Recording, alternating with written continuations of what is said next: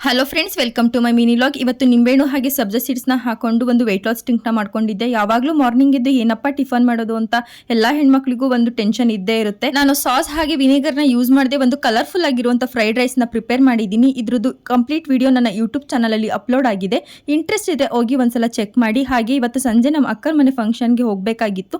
ಅದಕ್ಕೆ ಒಂದು ಸ್ವಲ್ಪ ಐಬ್ರೋ ಟ್ರಿಮ್ ಮಾಡಿಕೊಂಡು ರೆಡಿ ಆಗಿ ಹಾಗೆ ದೇವ್ರ ಫೋಟೋದು ಹೂವೆಲ್ಲ ಬಾಡಿತ್ತಲ್ಲ ಅದನ್ನೆಲ್ಲ ರಿಮೂವ್ ಮಾಡಿ ಒಂದು ಹೊಸ ಹೂನ ಮುಡಿಸ್ಕೊಂಡೆ. ನಾವು ಆಲ್ಮೋಸ್ಟ್ ಶುಕ್ರವಾರ ಹೂನ ಮುಡಿಸಿದ್ರೆ ಅದನ್ನ ಮಂಗಳವಾರ ರಿಮೂವ್ ಮಾಡ್ಕೊಳ್ತೀವಿ.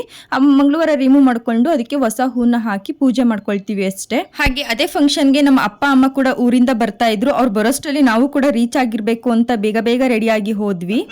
ಇಲ್ಲಿ ನೋಡಿ ಇವರು ಕ್ಯಾಮ್ರಾಮನ್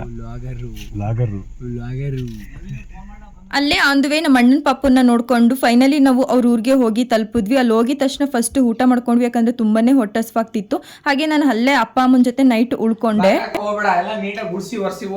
ನನ್ನ ತಮ್ಮ ಹೇಳಿದ್ಮೇಲೆ ಮಾಡೋಕ್ಕಾಗಲ್ಲ ಅನ್ನುತ್ತಾ ಸರಿ ಆಯ್ತು ಅಂತ ಅಂದ್ಬಿಟ್ಟು ಅವ್ರನ್ನ ಟಾಟಾ ಬೈ ಬೈ ಹೇಳಿ ಊರಿಗೆ ಕಳಿಸ್ಬಿಟ್ಟು ನಾನು ಮನೆಯೆಲ್ಲಾನು ಕ್ಲೀನ್ ಮಾಡ್ಕೊಂಡೆ. ಮನೆಯೆಲ್ಲಾನು ಕ್ಲೀನ್ ಮಾಡಿ ನಮ್ಮ ದೊಡ್ಡಮ್ಮರ ಮನೆಗೆ ಹೋಗಿ ನಮ್ಮ ಅಣ್ಣ ಹಾಗೆ ನಮ್ಮ ದೊಡ್ಡಮ್ಮನ ಮಾತಾಡ್ಸ್ಕೊಂಡು ಅಲ್ಲೇ ತಿಂಡಿ ಮುಗಿಸ್ಕೊಂಡು ನಾನು ನನ್ನ ಹಸ್ಬೆಂಡ್ ಮನೆಗೆ ರಿಟರ್ನ್ ಆದ್ವಿ. ಇವತ್ತಿನ ಪೂರ್ತಿ ಲಾಗ್ ನನ್ನ ಯೂಟ್ಯೂಬ್ ಚಾನಲ್ ಅಲ್ಲಿ ಅಪ್ಲೋಡ್ ಆಗಿದೆ. ಇಂಟ್ರೆಸ್ಟ್ ಇದೆ ಹೋಗಿ ಒಂದ್ಸಲ ಚೆಕ್ ಮಾಡಿ ಅಂತ ಹೇಳ್ತಾ ಮತ್ತೆ ಸಿಗುವ. ಬಾಯ್ ಬಾಯ್.